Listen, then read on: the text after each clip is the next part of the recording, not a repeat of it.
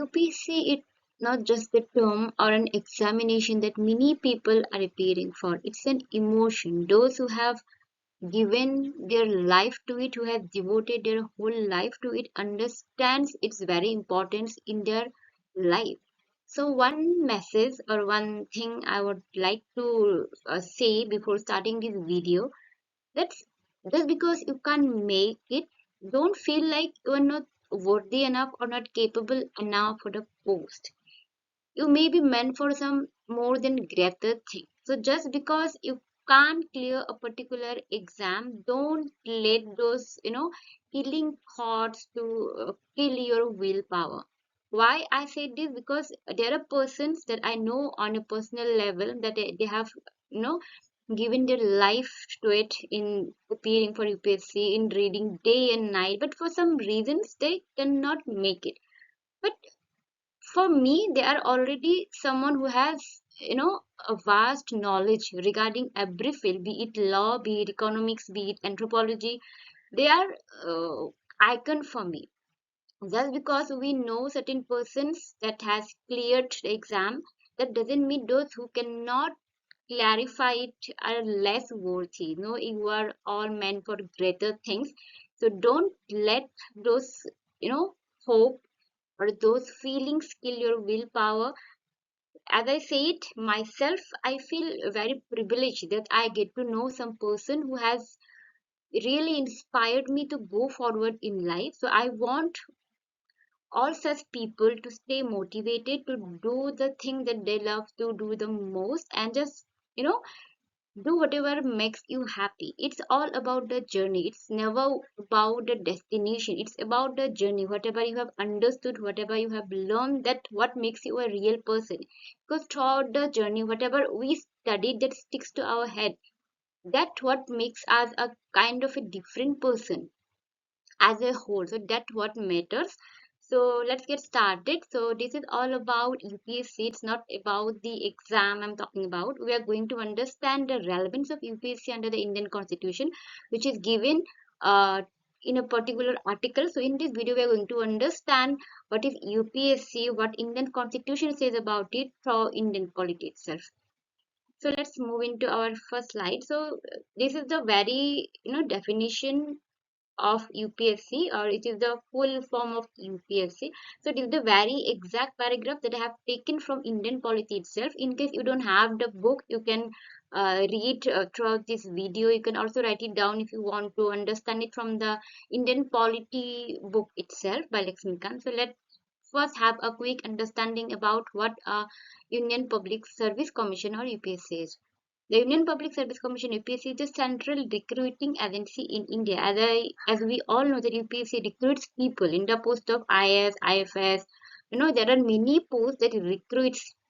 So it's basically a central recruiting agency. It is an independent constitutional body in the sense that has been directly created by the constitution. So what is UPSC? It's a body which is constitutional, and it got its very place in the very constitution itself. In the constitution, it has been written then there should be a particular constitutional body named as UPSC, which will be governing under certain articles, which has talks about their procedure, appointment, and all the necessary stuff. So they have their very root, or they have their power from the Indian Constitution itself. Article 315 to 323 in part 14 of the Constitution contain elaborate provisions regarding the composition, appointment, removal of members, along with the independence, powers, and functions of UPSC. So from this paragraph, what we have understood, that it's a constitutional body, that is one point. Next we have that it got is very important by the constitution itself. And what are the articles that talks explicitly about UPSC? That is article 315 to 323. This is again another important point that we need to remember. And which part 14 of the Indian constitution, it is very important to remember the exact part which talks about this constitutional body. Then again, in this article, what we have the composition, appointment, or removal of members. So now let's move into the next slide. So as I said, this is the exact paragraph from the book. I'll try to read it, and I'll try to make it simpler for the audience. The UPSC consists of a chairman and other members appointed by the President of India. So the members will be appointed only by the president. The president has all the power to appoint them. The constitution, without specifying the strength of the commission, has left the matter to the discretion of the president, who determines its composition. So the Indian constitution doesn't specifically talks about the kind of requirement that the member should have, but it gives all the responsibility to the president that it will appoint its chairperson and other members of the body. Usually, the commission consists of 9 to 11 members, including the chairman. So it says 9 to 11 members, including the chairperson. Further, no qualification are prescribed for the commission's membership, except that one half of that members of the commission should be such person who have held office for at least 10 years, either under the government of India or under the government of a state. So there are not many requirements has been mentioned that is necessary for the members to have, but there is only one particular uh, area that has talks about that the person who are going to be members of the UPSC should have at least 10 years either under the government of India or under the government of a state. So it is the very requirement that Indian constitution talks about. The constitution also authorizes the president to determine the conditions of service of the chairman and other members of the commission. As I said, the president has been vested with all the responsibility by the constitution itself regarding the composition, removal, or appointment. The chairman and members of the constitution hold office for a term of 6 years or until they attain the age of 65 years. So this is the very tenure, that is 6 years or 65 years, whichever is earlier. However, they can relinquish their offices anytime by addressing the resignation to the president. If any member or chairperson wanted to, get away from their post, they can also give their application to the president itself, and they have their liberty that they can do it if they feel like they don't want to continue with their post.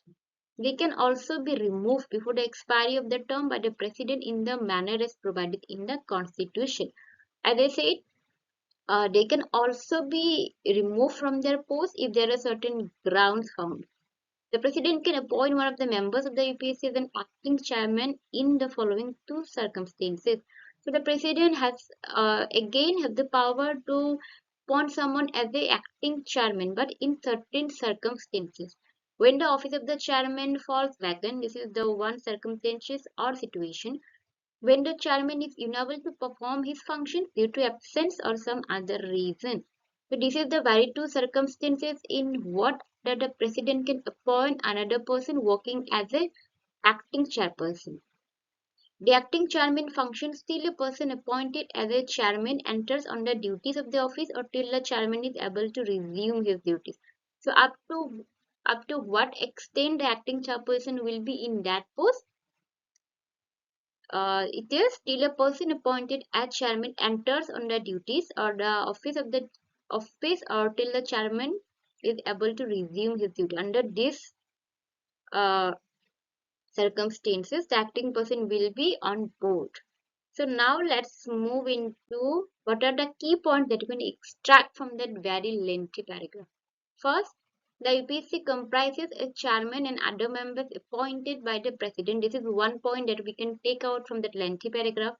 The constitution does not specify the strength of the commission. As I say, there is no specific requirement that has been mentioned under the constitution that the members should have, but it has only one particular requirement that said 10 years experience under the state government. And again, about the members, it has 9 to 11 members, including the chairperson. At least half of the members must have held office for at least 10 years under the central or state government. This is the requirement that has been given regarding the members. No other qualification are specified for members. As I said, apart from this, there are no other qualification that is mentioned or requirement mentioned. The president determines the condition of service of the chairman or members. As I said, president has vested with all kind of responsibility and duties regarding UPSC body.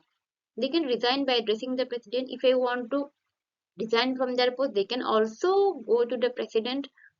Removal before term expiry is done by the president as per constitutional provision. But despite willingly or despite their finishing term, if they are found to be guilty for some reason, then can they also be removed from their post. Acting chairman can be appointed by the president when the chairman's office is vacant, the chairman is unable to perform duty. So the chairperson's chair cannot be vacant. There has to be a particular person for that post. If the chairman is not there, then the acting chairperson will be appointed for that role. Acting chairman continues until the chairman resumes or a new chairman is appointed. So when the chairman will be removed from that post, the acting chairman, when the chairman resumes or a new chairman is appointed, on that reason only the acting chairperson will be removed from that post. Now let's move into the removal procedure. So again, this is the exact paragraph from the book. The president can remove the chairman or any other member of UPSC from the office under the following circumstances. So this is the reason on what ground they can be removed from their post. If he is abject and insolvent, that is, has gone bankrupt, so this is another important ground. If he engages during his term of office in any paid employment outside the duties of his office, so he cannot join another office while being posted in the UPSC commission. If he is, in the opinion of the president, unfit to continue in office by reason of infirmity of mind or body, in case he is suffering from any conditions and because of what he is not able to make decisions, then on the ground also he can be removed from his post. In addition to this, the president can also remove the chairman or any other member of UPSC for misbehavior. So this is another ground on what basis they can be removed from their post. However, in this case, the president has to refer the matter to the Supreme Court for an inquiry. But this thing the president cannot do alone. He has to refer this case for the Supreme Court. If the Supreme Court, after the inquiry, upholds the cause of removal and advises, so the president can remove the chairman or member. Only if the Supreme Court approves, then only the president can remove that particular person from that post. Under the provisions of the Constitution, the advice tendered by the Supreme Court in this regard is binding on the President. So, in this method, the Constitution says that whatever Supreme Court will say, the President has to stick with it, has to give prioritize what the Supreme Court has said regarding this matter. During the course of inquiry by the Supreme Court, the President can suspend the chairman or the member of UPSC. So Supreme Court obviously will take time to do the inquiry. So regarding that time period, the President can suspend that particular member from that specific post. Defining the term misbehavior in this context, the Constitution states that the chairman or any other member of the UPSC is deemed to be guilty of misbehavior if he. So the definition of misbehavior is also given as the Indian polity. It says that is considered or interested in any contract or agreement made by the government of India or the government of a state. So this is another ground on what basis misbehavior can be proved. Participates in any way in the profit of such contract or agreement or in benefit thereupon therefrom otherwise than as a member and in common with other members of an incorporated company. So this is another ground on what basis they can be removed. So this is the exact text from the Indian polity. Now let us extract the key points from the paragraph. The president can remove the UPSC chairman or a member in the following cases. It is adjust, insolvent, engages in paid employment of his outside official duties, unfit to continue due to infirmity of mind or body. So the question we can get that on what grounds the members or the chairperson from the UPSC bodies can be removed and by whom they can be removed. So the president has the duty or responsibility to appoint, or they can also remove the person from the post. For misbehavior, removal requires presidential reference to the Supreme Court for inquiry. Supreme Court's advice is binding on the president. President can suspend the chairman member during the inquiry. If the president A from his ground on the from his post on the ground of misbehavior, then he has to wait for what Supreme Court says regarding this, and this is binding on the president. The Constitution defines misbehavior as involvement in any contract agreement with the central or state government, participating in profit or benefit from such contract agreement except as a shareholder in any incorporated company. So this is the exception that has been given. Other than that, the very definition of misbehavior is already given in the very constitution, which is defined in this very book.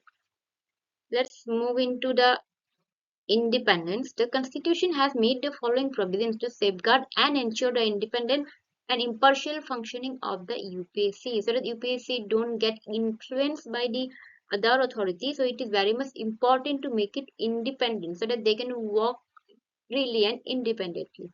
The chairman or a member of the UPSC can be removed from office by the president only in the manner and on the grounds mentioned in the constitution. Therefore, they enjoy security of tenure. So the grounds has been already mentioned on what basis they can be removed from their post. Other than that, they have the security of tenure. That is 6 years or the particular age, whichever is earlier. The condition of service of the chairman or a member, though determined by the president, cannot be varied to his disadvantage after his appointment. The entire expenses, including the salaries, allowances, pensions of the chairman and members of the UPC, are charged under Consolidated Fund of India. Though they are not subject to vote of parliament. So all the allowances will be from this Consolidated Fund of India. The chairman of UPSC on ceasing to hold office is not eligible for further employment in the government of India or a state. So this is another reason or very point. A member of UPSC on ceasing to hold office is eligible for appointment as the chairman of UPSC or a state public service commission SPSC, but not for any other employment in the government of India or a state. So the Indian constitution is very particular about the appointment procedure and what can they do after being a member of that particular constitutional body. The chairman or a member of UPSC, after having completed his first term, not eligible for reappointment to that office. For example, not eligible for second term. For example, A is was the member of no the UPSC bodies and he has successfully completed his term and he cannot reappoint for his post. It is for a one-time thing only. For example, it is kind of a OTP, one-time password. So if you were posted in a post and after finishing the term you cannot be reappointed into that particular post. So this is the very text from the Indian polity. Again, let's take out key points. Removal of chairman member only in the manner and grounds stated in the constitution. Security of tenure, security is tenure is already given. Conditions of service can be varied to the disadvantage of the chairman member after appointments. After appointment, nothing would be changed regarding their conditions of service. Salaries, allowances, pensions of chairman and members are charged on the Consolidated Fund of India, not subject to Parliament vote. So all these allowances will be from Consolidated Fund of India. Chairman of UPSC after tenure is ineligible for further employment in government of India or state. It is strictly mentioned in the Indian Constitution. Member of UPSC can be appointed as chairman of UPSC or SPSC after tenure, but not for any other government job. So this is the only areas they can be working after finishing their term, but not other than that. No reappointment for chairman, a member after completing their first term. So reappointment is strictly prohibited. There is no such option available. So this is all about the UPSC Commission. It's a constitutional body. The articles which talks about is composition, the removal procedure, the role of president. So in this video, I have tried to cover that non-constitutional body, that is UPSC. In my earlier video, I have already covered what is election commission, its composition, duties, appointment procedure. So if you find this video valuable and worthy, so do share, like, and subscribe so that I can bring more such videos to you. So that's all for today. Thank you for watching the video.